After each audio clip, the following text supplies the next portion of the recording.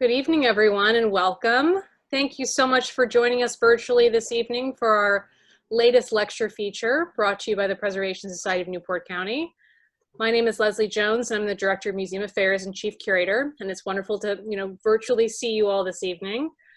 We're thrilled to learn from Sébastien Dutton on the fascinating subject of discriminate doorknobs, and I'm sure few of you have ever found such everyday objects to be so interesting. But Sébastien's research has revealed some incredible information regarding the thought and intention that went into selecting door hardware at the breakers and beyond. So I know that you all will enjoy this. A few quick announcements just to keep everyone up to date with what's happening at the Preservation Society. For those who didn't join us last week, we have our July schedule set up for our lecture series. Our next lecture will be held next Thursday, July 2nd. And it will feature Mathilde Tollet, who is one of our 2019-2020 research fellows. Mathilde will be speaking on her findings regarding Richard Morris Hunt's use of decorative wrought iron at a variety of his projects in Newport, specifically the Breakers and Marble House. The 2020 Pamela and David B. Ford lecture will take place on Thursday, July 9th, and feature Dr. Susan Scholwer, who's the Executive Director of Historic Preservation and Collections for George Washington's Mount Vernon. She'll be presenting on the women who saved Mount Vernon. More information on that will be available on our website soon. Thursday, July 16th, we'll welcome Catherine Gilliland of the John F. Kennedy Presidential Library, who's presenting on the People's House, Jacqueline Kennedy's White House Restoration Project. And then finally, Sébastien will be joining us again for his final presentation as his research fellowship concludes on Tuesday, July 28th. He'll be presenting his findings on his year-long research into the digitization of historic sites, which is the 2020 Ido and Peter Kiernan lecture. So again, all this information will be available on our website, and all these lectures are virtual, so they'll be Zoom again. And you'll just register the same way that you registered for this evening's lecture. Do want to remind everyone also that we're so pleased to have the Breakers and the Elms open to the public for tours. So please check on our website for purchasing your tickets. We hope to see you here soon. Now, as you'll note, before we get started with Sébastien's lecture, everyone is muted, and you'll remain muted for the duration of the presentation this evening.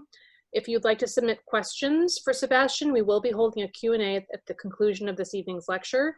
So use the chat feature on Zoom, and you can send your questions directly to me, Leslie Jones, and I will be submitting those questions to Sébastien following his presentation's end.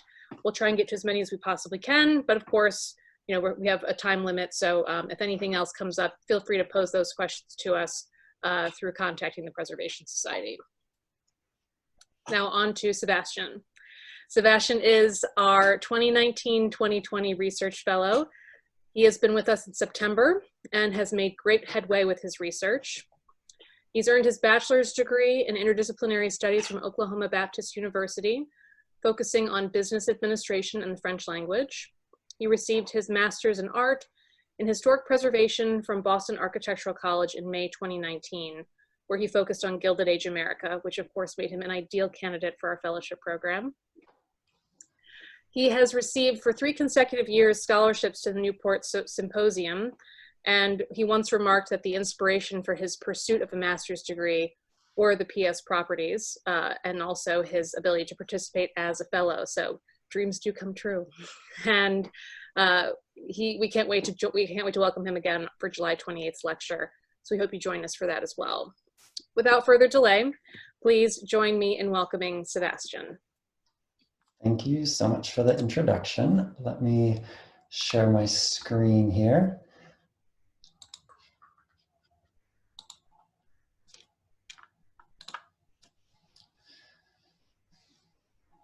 Perfect. So to begin, my background, as Leslie said, is in architecture, specifically historic preservation. So examining the breakers under the prism of the decorative arts gave me a different perspective, and it opened up my eyes to things that I previously wouldn't have given as much thought or attention to, which is something that I loved. So while this may not exactly be the crowd where this is necessary, I'm going to begin with a little context on the breakers. So the breakers is considered by many to be emblematic of both Newport and the Gilded Age, and is one of the most exceptional examples of high Gilded Age architecture still in existence.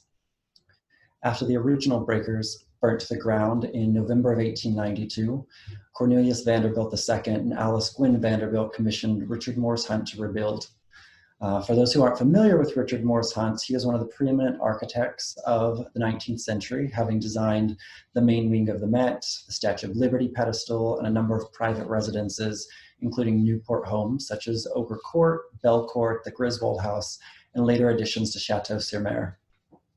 Completed in 1895, with the official opening 125 years ago this August, the Breakers was constructed over the course of just 2 years, which is an extraordinary feat for the size and scope of the house. It was, and still is, the largest house in Newport. The first floor of the house was decorated by Allard et Fils, a prominent French decorating firm started by Jules Allard that was responsible for many important interiors of the Gilded Age and whose work can be seen in Newport homes such as Marble House, Vernon Court, and the Elms. The second and third floor were executed by Ogden Codman, an American architect, interior designer, and co-author with Edith Wharton of the iconic The Decoration of Houses in 1897. The house remained in family ownership until the Preservation Society purchased it from Countess Sapari, Cornelius and Alice's granddaughter in 1972, after leasing it from the family since 1948. Both the public and private spaces at the Breakers are glittering showpieces of architecture and design, seemingly down to the smallest detail. And it's these details that caught my eye and captured my interest, specifically the hardware found on the many doors throughout the house. Through my research, I've endeavored to ascertain the variety of hardware styles found in the house and the corollary with the room in which the hardware is located. I was also keen to establish if the hardware delineated a hierarchy of spaces at the Breakers. Some additional questions I will attempt to answer throughout this presentation are: how many different hardware styles are found in the house? Did the styles and the variety of styles change depending on which floor you were on? And in a larger context, how did the hardware at the Breakers compare with other large Gilded Age summer cottages in Newport? And this last question is, of course, made a bit easier by the fact that the Preservation Society has a number of them at my disposal to examine. So I will be looking at the 4 main floors of the Breakers, all of which remain largely intact. The first 2 floors are currently open to the public for self-guided tours using the Newport Mansions app and following social distancing guidelines. So I recommend anybody who finds themselves in Newport to definitely go visit. So before I begin going over my findings, I'm going to start with an overview of some of the terminology that I'll be using throughout the presentation so that it might make a bit more sense if you're unfamiliar with hardware. To start, we have a lever handle. So this one is obviously fairly self-explanatory. It's a horizontal handle attached to a door. Doorknob, also a term that we're all familiar with. It's a knob that you rotate to allow opening or closing of doors. Crémone. A crémone secures a window or door with surface-mounted vertical rods. Twisting the knob rotates the rods to lock or unlock the door or window. A spanulette. It functions similarly to a crémone, except a lever is rotated to move the rod, locking or unlocking the door or window. A mortise lock. A mortise lock is a lock that requires a pocket to be cut into the edge of the door where the lock is to be fitted. A rim lock, a locking device that attaches to the surface of a door. Push plate or back plate, it's a decorative panel mounted to the door behind the handle or knob. And lastly, keyhole, which, as it sounds, it's a hole in the door in which a key passes through. So there are other hardware parts to be considered as well, such as the hinges, but due to the scope and time constraints of this presentation, I'll be primarily looking at levers, knobs, crémones, and espanulettes. So I documented every lever handle, doorknob, crémone, and espanulette in the 4 main floors of the house. And the variety that found was vast. It was considerably more than I expected. And there were actually 30 different individually identifiable styles, accompanied by an additional array of rim locks, push plates, back plates, and keyholes. So what I'm going to do is take us through all 4 floors, breaking down notable rooms and details along the way. So the broadest range, 20 of the 30 styles, were found in the Allard et Fils design rooms on the first floor, which vary in style from Louis XV to Renaissance.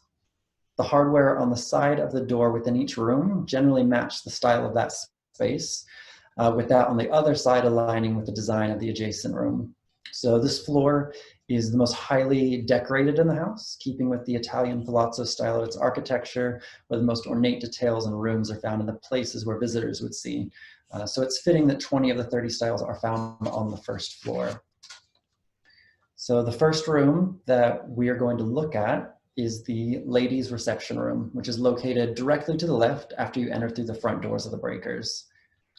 Featuring 18th century paneling and Louis XVI style furniture, the hardware within the room carries those same motifs, including garlands, swags, and baskets of flowers.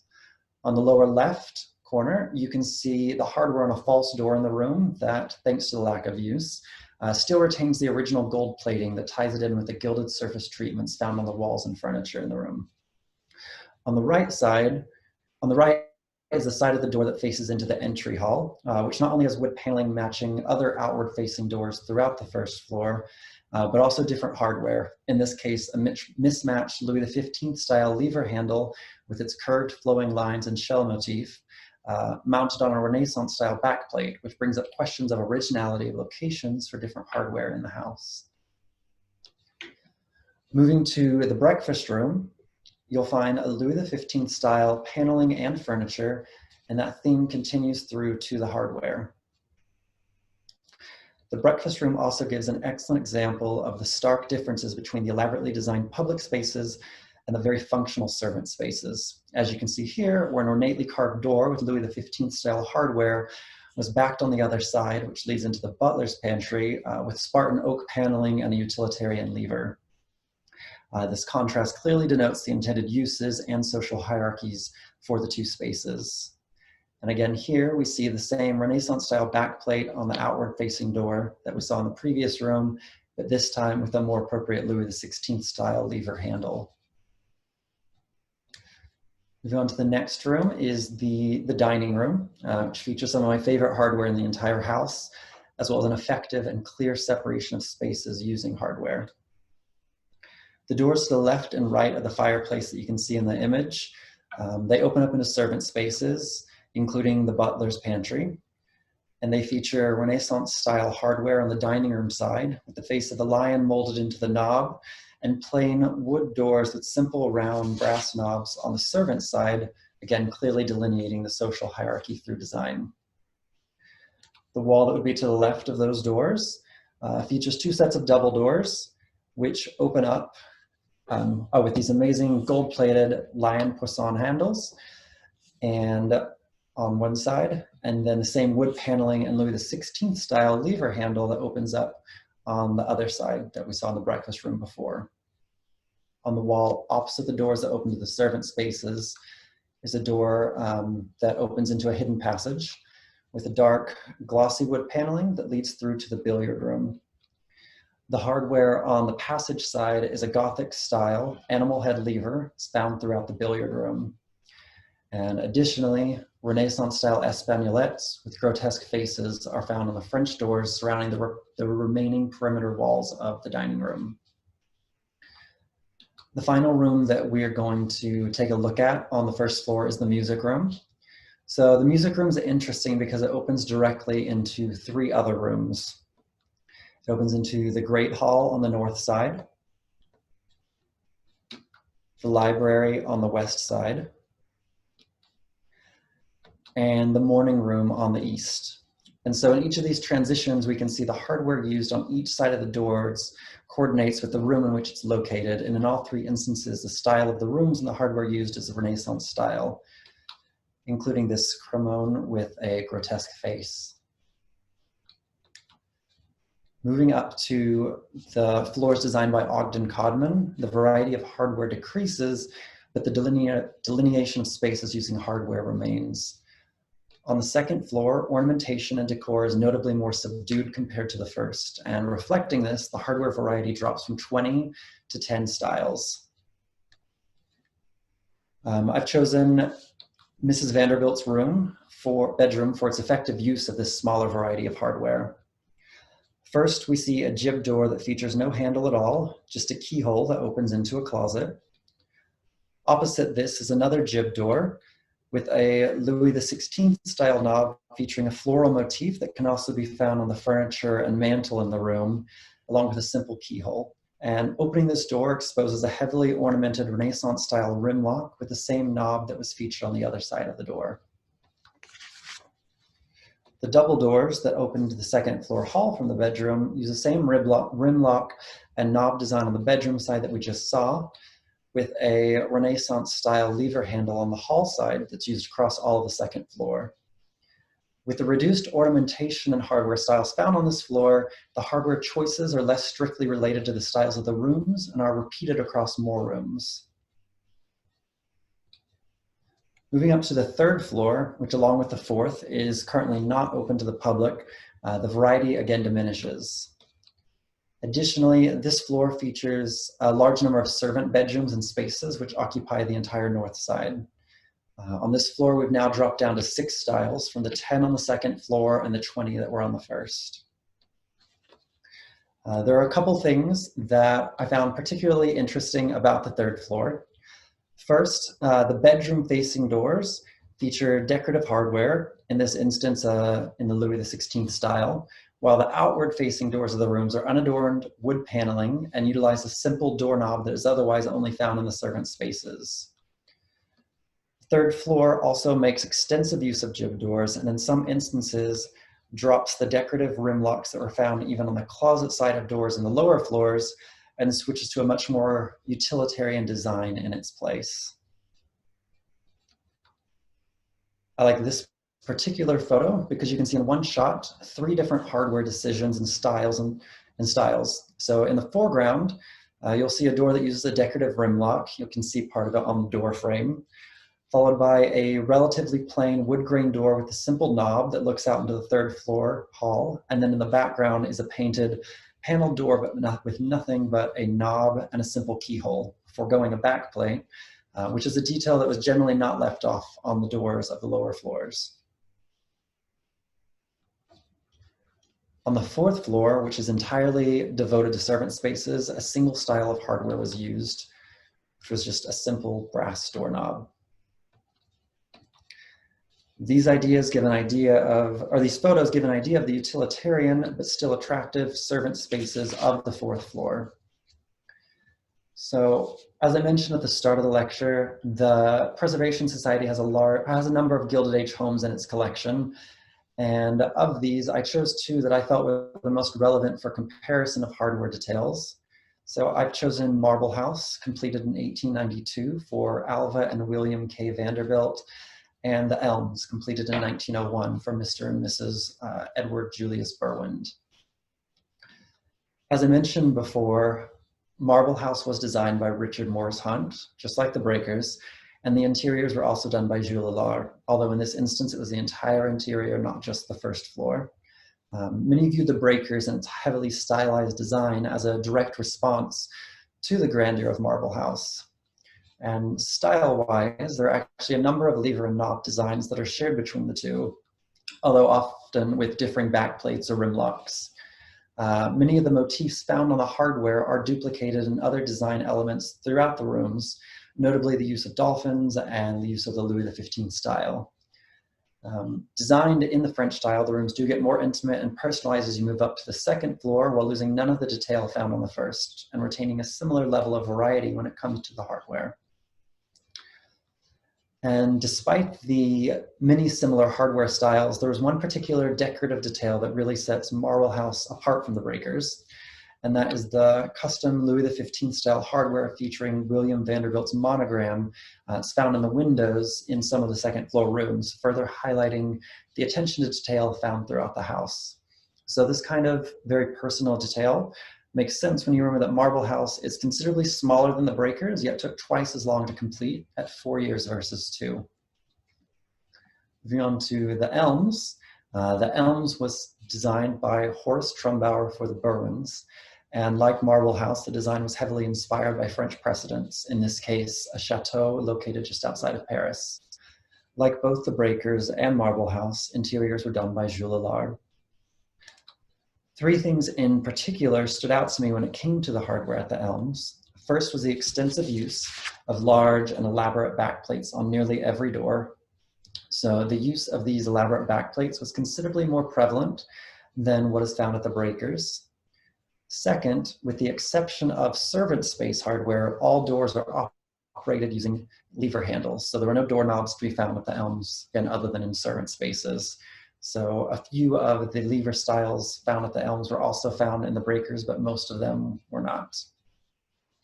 Lastly, at the Elms, the servant space hardware is surprisingly ornate and detailed for a space that the family and guests would rarely, if ever, see. And it even included a backplate for nearly every knob. So this contrasts with both Marble House and the breakers, both of which used a much more utilitarian style hardware for the servant spaces. So once I completed cataloging the entirety of the door hardware found at the breakers, I began looking into who manufactured it to gather further information.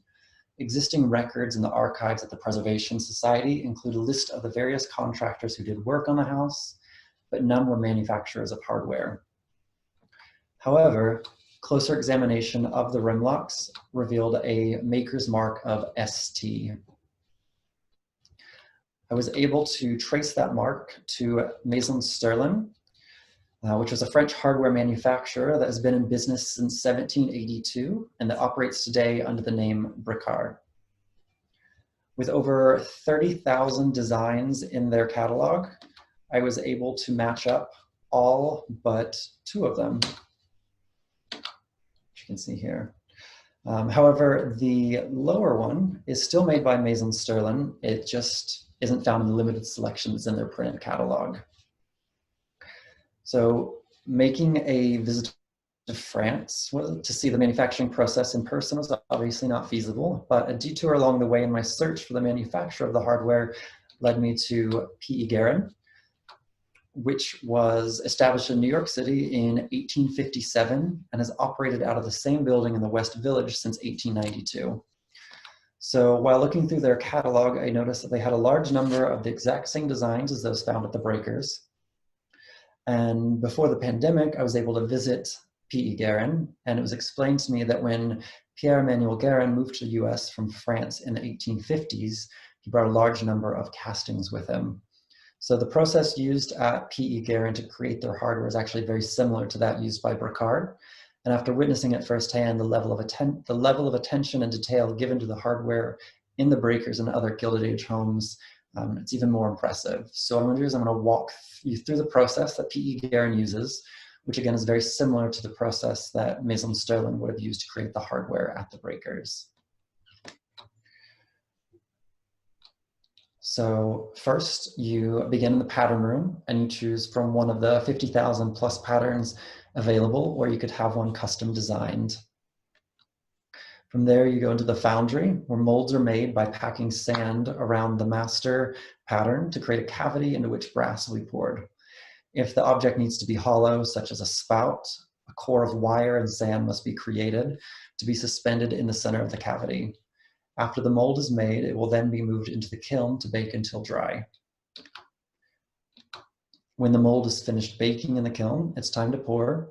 Brass ingots are added to a crucible to melt until a temperature of 1900 to 2000 degrees Fahrenheit is reached. Then a team of 2 will lift the crucible and pour molten brass into the sand molds. After the castings are cool enough to handle, they are wire brushed to remove excess sand and cut from the gates. Castings then go to the fitting department to be turned, brazed, drilled, tapped, and assembled as needed to make the hardware functional. Some simpler items are completely turned by hand in this department using an engine lathe or milled using various types of machinery. Next, the pieces go to filers, who remove any rough edges and parting seams from the casting. The filer delineates the item's details, smooths surfaces, and corrects any imperfections in the general shape of the piece. To restore detail lost during the filing process, chasers will take a hammer and chisel to the casting and work it over for hours until the piece is fully detailed. They focus on bringing out the highlights and shadows of the piece. Before being plated, the hardware surface will be polished, brushed, or pumised to achieve the correct texture for the desired finish. And then the plating department puts the final touch on all of the hardware to create the desired finish. Brass-based finishes, such as antique brass and statuary bronze, are created by oxidizing the brass and controlling the patina. For copper, nickel, silver, and gold-based finishes, they electroplate the brass piece and then they add a patina as needed to create a variety of finishes. If the breakers were built today utilizing the same hardware styles and variety, it would take over a year to complete the order if they were using PE Guerin, and it would not be inexpensive. For example, a house of similar size that PE Guerin did on the Cape last year totaled over $3 million for the hardware alone. However, for replacement hardware, PE Guerin does present an alternative of equal, or better if you ask them, quality to Bricard. So returning to the hardware at the breakers, you'll remember that the servant space knob was not found in the Maison Sterling catalog. The reason for this became apparent when I looked closer and noticed a different maker's mark on the mortise lock of the servant hardware. In this case, it was Burdett and Williams, who appear to have been a retailer of hardware, cutlery, and carpenter tools, among other things. Founded in Boston in 1860 by Charles A. Burwitt and Joseph Williams, I was able to find little other information about the company. So in the end, while the variety of styles found and the manufacturer are certain, a question remains regarding original location of some hardware. A number of the doors are missing elements, either from damage or removal, while others feature knobs that were not originally intended for the location. Further research will expand beyond the knobs and levers themselves and examine the rim locks, keyholes, and hinges, as well as explain the varying heights of the hardware mounts from room to room and door to door. Questions like, was the placement linked to protocols followed by the service staff for the opening and closing of doors, or the style of service in which the staff was trained? So for a topic that seemed very simple on the surface, the project has really opened the door to many additional questions. So thank you so much for your time. Thank you, Sebastian. That was wonderful. I think, well, none of us will ever look at a doorknob the same way ever again. We have some great questions coming in, but if you haven't thought of something, or if you do think of something, please do use the chat feature to send those questions directly to me. One of our first questions is, have you ever examined any of the other Vanderbilt family estates, and is there a correlation between the breakers and other Vanderbilt properties? So I have looked at Elm Court in Lenox, Massachusetts, and unfortunately most of all of the original hardware at that house has been removed and stolen by people, so it's hard to make any sort of a direct comparison with that, but it's a large 55,000 square foot country house of theirs. Shelburne Farms up in Shelburne, Vermont, which was another Vanderbilt property. The hardware variety at that house is considerably less vast. It's much more simple in design, keeping in with the country estate style of that house.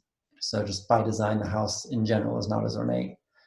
Vanderbilt Hyde Park in Hyde Park, New York features a large variety of hardware styles, again, similar to both Marble House and the breakers. So it really varies from house to house and what the intended use of that house was. Great, thank you.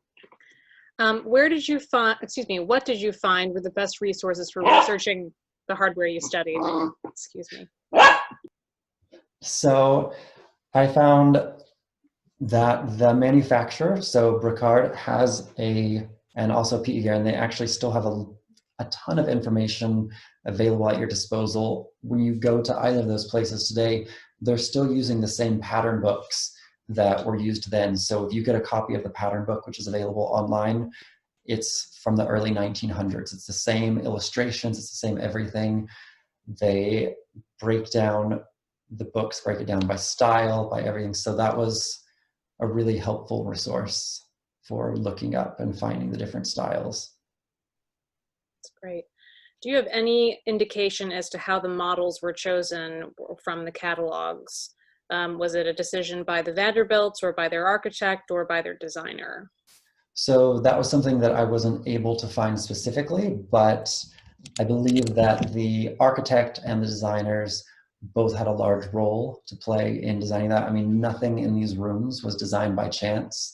Everything had a specific purpose, specific design. Looking at, for my larger research project, the actual drawings of the rooms that were done by the architects and designers, like every single thing was planned and thought out. So it would have been largely in the hands of them rather than probably the Vanderbilt family members themselves, who would have had opinions, of course, but much of the design was left to others. That would be a lot of door hardware to choose for a construction project. Let's see, we have lots of great questions coming in. I apologize for the background noise. Was there a skeleton key or several keys for the use of these doors and their locks? There are so many keys. It's so many keys. And while photographing it, often the caretakers were having to find the keys for the individual doors because there's almost a different key for every single door. And it's impressive, the variety that they have. We have one of our friends from Hillwood in Washington, D.C. joining us this evening. And just as a comment to share with everyone, the ST is the well-known mark from Ricard in France and a sign of commissions from around the world from the firm. And it seems as though they've also discovered that it can be found in both in Egypt, France, Russia, and the United States. So an interesting tidbit to add to Sebastian's lecture this evening. Let's see, was the hardware that is in the ladies' reception room at the Breakers made for the house, or did it come from Paris with the rest of the room? My assumption is that it came from Paris with the rest of the room. Since the hardware is from a French manufacturer, many of the rooms were designed and constructed in France and shipped en masse to the US. So my, again, assumption is that they came all together as part of that, since it was a design decision made when designing the room itself. Did you notice there clearly is a delineation between service and family spaces? Within some of those spaces, we know that there are also male and female delineations of how rooms that were designed for males and females. Did you notice anything that distinguishes those two aspects as well? There was, in general, not so much, because especially on the second floor, the hardware, just the design in general, was much more limited. So they repeated styles across rooms, not being related to the actual style of the room itself. Now on the third floor of the Breakers, however, which were the brothers' rooms, a portion of that, the style of hardware chosen is, again, it's much more simple. I guess you could almost say a masculine design, just the simple round knobs, unadorned doors. And I guess in a way it could be said it's more masculine, but in general, the hardware chosen didn't relate so much to like masculine versus feminine, more so the room or the floor itself. Great. Let's see here. You mentioned flower baskets and grotesque faces. Were there other symbols of meaning on doorknobs based on the style? I'm sorry, the first part of your question cut out. My speaker is delayed whenever you start speaking. No, not at all. You mentioned flower baskets and grotesque faces. Were there other symbols of meaning on doorknobs based on the style? Yeah, so in the billiards room, for instance, on the cremolins and espagnolettes, there are dogs with the Gothic style that go with that. Lions, trying to think of, that went in with some of the, found in the dining room. Generally, what the styles that were found on the hardware itself were duplicated or found in the furniture pieces in whatever room as well.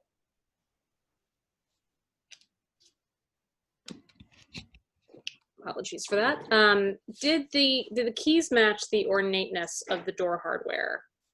Sorry, every time you speak for the first 3 seconds, it's cut out. Could you start that again? Oh, I only sorry. hear the last part of the question. So when you have a run out before the question, then I pop in when the question starts. So let's try again, sorry. That's my fault, I apologize. Did the keys match the ornateness of the door hardware? No, so most of the keys actually were fairly simple keys, fairly simple in design. Some of them had a little bit of ornate detail where a key ring would go through, but the keys themselves were fairly simple in design, although the option for very ornate keys was available. When you look through the catalogs, you could have keys that were just as ornate as any of the door hardware itself, but most of the keys that I saw, which I didn't see all of them, many of the doors were already unlocked because the house is open, were not that ornate.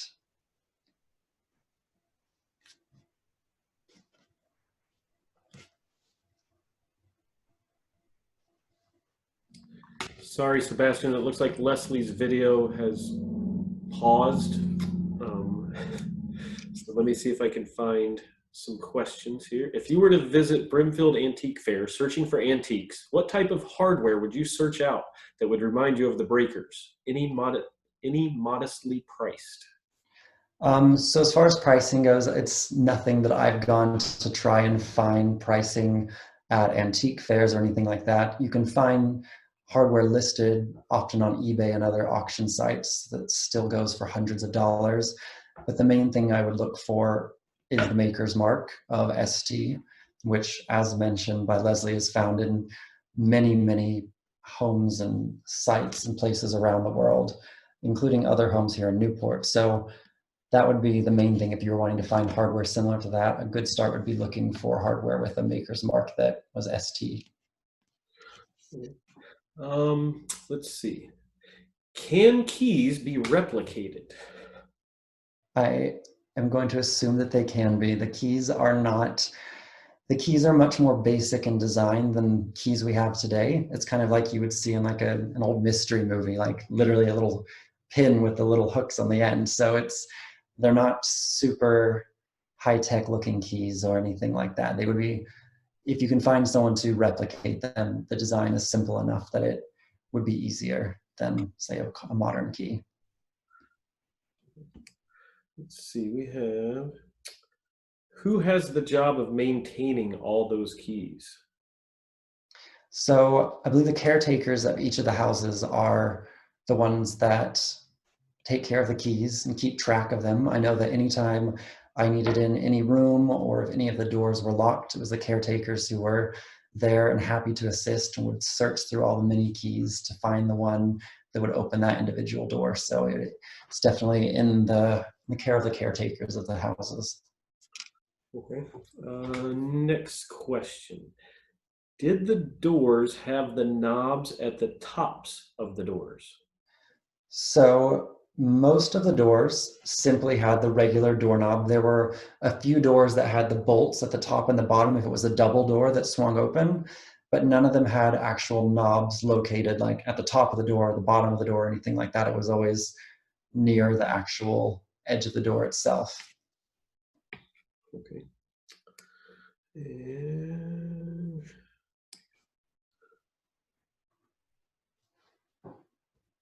who would typically be touching the doorknobs? Does it vary from floor to floor based on etiquette standards? So that is definitely something that will be further research that I'll do on it. It depends on protocol. Many of the doors, especially on the lower floors, would have been opened by servants during events and things like that, but that's actually a subject that I plan to do more research on, just because it's not something that I came across in what I was looking at. Okay, let's see. You mentioned Jib Doors. Is this the correct spelling? J-I-B. And what do these doors communicate? Secrecy. Yes, so that is the correct spelling. It's a way to have a door that blends into the surroundings. So in some of the rooms, the Jib door simply hides a closet or things like that. And some of the walls will have, wall coverings, silk wall coverings, damask walls, carved walls. And by having a Jib door that almost just disappears into the wall, you're able to still have other spaces within that room without detracting from the design of the room with a door frame and another door. So it really just helps doors almost disappear into the space. Okay, next question would be, were all doorknobs downstairs gold plated? Sorry, it cut out. I only heard the word gold plated. Were all doorknobs downstairs gold plated? No, so downstairs, the only ones that were gold plated were in rooms that it went with that style. So the ladies' reception room, for instance, gold-plated. The dining room had gold-plated hardware, although not all of it. But not every room had gold-plated hardware. It depended on the style of the room and how ornate that room was. Was it economics or design that determined the utilitarian knobs on the servant doors? I'm sorry, I hate to keep having it. I hate that. I don't know why there's a delay every time the question starts. All I heard was the very last part. Okay. Was it economics or design that determined the utilitarian knobs on the servant doors? I believe it would probably be a little bit of both. The family wouldn't have been using the servant spaces. It's not a space that their guests would have been using. So the idea of putting lots of design and effort into having an ornate bit of hardware on the side that would be for servants and not them, economically, it's a way to save a little bit of money. And design-wise, a super ornate bit of hardware on the servant side would have been out of place with the rest of the design for those spaces, because the hardware chosen, while very utilitarian, matches the very utilitarian nature of those servant spaces. So it's by design, but also economics probably played a role. There are so many doors. I mean, the fourth floor it's just filled with servant spaces. And so to have every single doorknob on that floor be a very ornate design from Maison Sterling would have been just a crazy amount more money for a space that only servants would have ever seen. Okay. Excuse me. Do most of the knobs follow French decorations, or were other designs like Greek or English? For the most part, they were largely French in style, lots of Louis XV, Louis XVI, Renaissance style. That was the very, very large. There were in some of the houses, like the Elms, for instance, there is the Chinese lacquer room, and the hardware on that room, when you look closely, looks to be largely French in style. When you look closely, you'll notice the keyhole cover is a little Asian motif style face and a pagoda style design. So it's kind of a blending of different styles. But for the most part, unless the room was specifically a very themed room that wasn't a French theme, the hardware is largely French in style. Okay. And let's see. How are the brass knobs polished or tarnish prevented in the salty, moist summers? So I think you asked, how is the tarnish prevented? I missed the beginning part. Okay. So again, that is up to the housekeepers. So I didn't get into the specifics of actual maintaining of the different finishes and things like that. But again, the housekeepers take excellent care of the houses, and they're always on top of like cleaning things with the proper ingredients and things. So that would be more of a question for them that I unfortunately can't answer. Okay. If you give me 1 second, I am going to bring Trudy in. She would like to make some comments. Okay.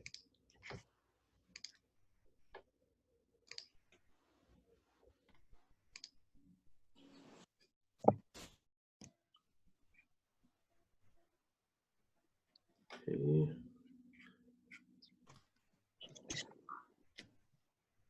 Are there more questions, Jay?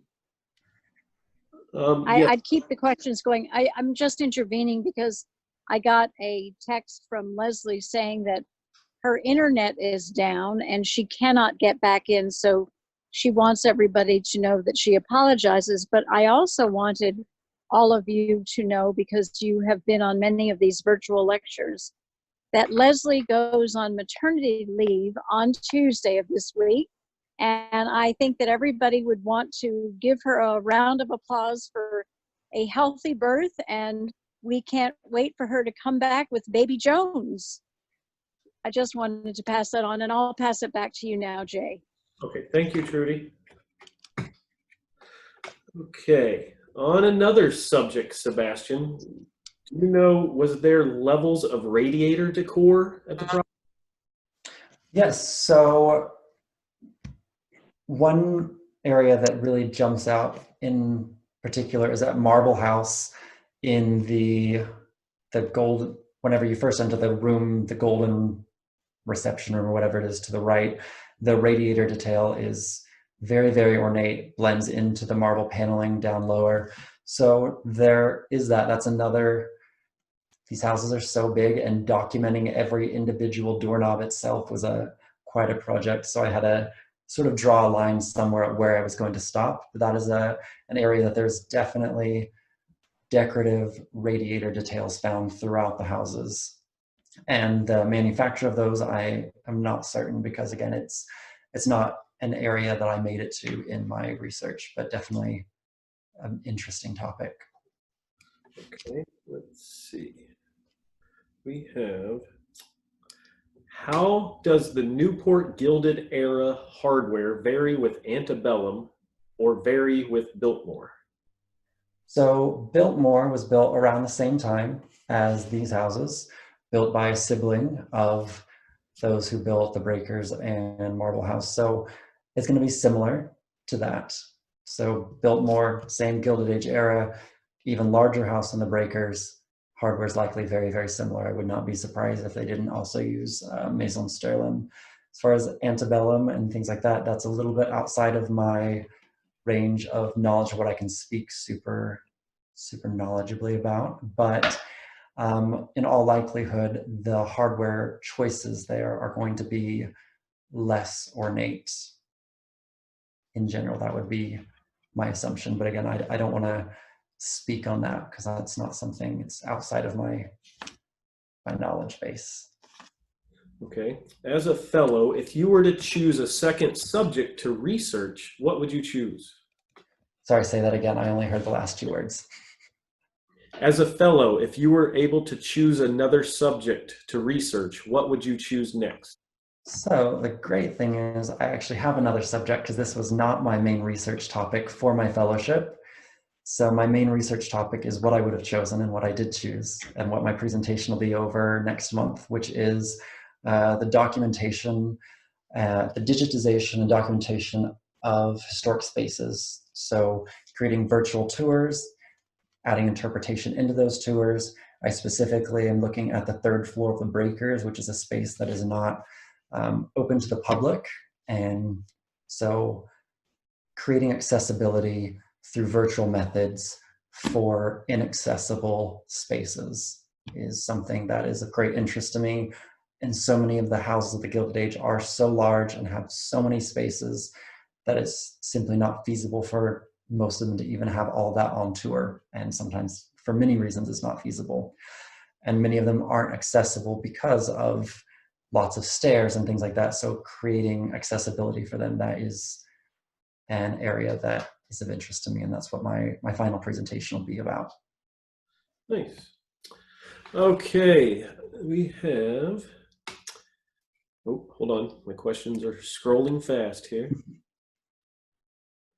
Fascinated by the 3rd floor of the Breakers, did family live there among servants? To find out more, please watch my lecture next month on July 28th. Perfect. Okay.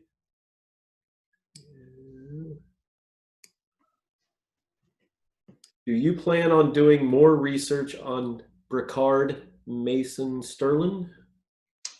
I do. I mean, I don't plan on, this was a secondary research topic for me, but it is something that was of interest to me. And after working on this, I can now no longer enter a house without automatically looking at the hardware in that house, even the houses here in Newport and other houses the Preservation Society has. So it's definitely not the end of researching this. Okay. Somebody wants to know the shop you went to in New York City. What was the shop you went to again? It was P.E. Guerin, so their shop. It's available by appointment. It's located in the West Village. You can contact them and go in and check it out. They have a showroom, and then everything, all those images that I showed you of the process of them creating the hardware is all done in that same building on the various floors. It's all integrated through the floors. It's a really, really cool, interesting interesting building and shop for that matter. But everything, all those pictures, everything was right there at their shop in the West Village. Do you know if one of the doorknobs was damaged? Would it be repaired by one of those manufacturers that's still in existence? So for pieces that are damaged, occasionally they are able to have people who work on historic hardware repair them without having to purchase an entire replacement altogether. If you wanted to get replacements, you could get them through the original manufacturer. With this type of hardware, it's really, really expensive if you want to get just a one-off. You want to just call them up and just order, one set of door levers, because they kind of, at least at P.E. Guerin in particular, they make them on the spot for the order. So the general thing would be to try and repair it if possible before going, and then ordering in a large amount rather than just one or two is going to be way more cost effective as well. In your research, do you know of any other doorknob makers from the Gilded Age other than ST and Picard? So there were others that I came across, but I quite honestly did not even research them at all. My focus, the three houses I was looking at, all three of them had that manufacturer. So that was really where I focused my energies. I also looked at Rosecliff, another house here in Newport that the Preservation Society owns. And that was an interesting house. It's had an interesting history through it. And some of their hardware was Maison Sterling, but some of it was other manufacturers. But it's something I didn't go into because it was outside the scope of what I was discussing. But there are definitely other ones that I came across. I can't list any of them off the top of my head because I didn't go beyond simply finding them. Okay, and about the fourth floor, did those doors have locks on them as well, or just doorknobs? The fourth floor, they also have locks on them as well, yes. And did the staff stay overnight? Yes, some of the staff did stay overnight. Some of them, though, it depended on if the family was there or not, but there was staff that did stay and live there during the season with the family, yes. And okay, from your research at the breakers, what was your favorite style doorknob? Sorry, I only heard the last word. From your research at the breakers, what was your favorite style doorknob? Oh, my favorite was definitely in the dining room, the doorknob that was a half lion, half fish. It was very, very cool and very ornate and detailed. That one would definitely be my favorite. Just like in your hand, it's a very interesting feel, and it's very cool. Okay. Hold on. Why were two different architect firms used in designing the breakers? That is a great question that I simply do not have the answer to because it was outside the scope of what I was looking at. Good answer. Let's see.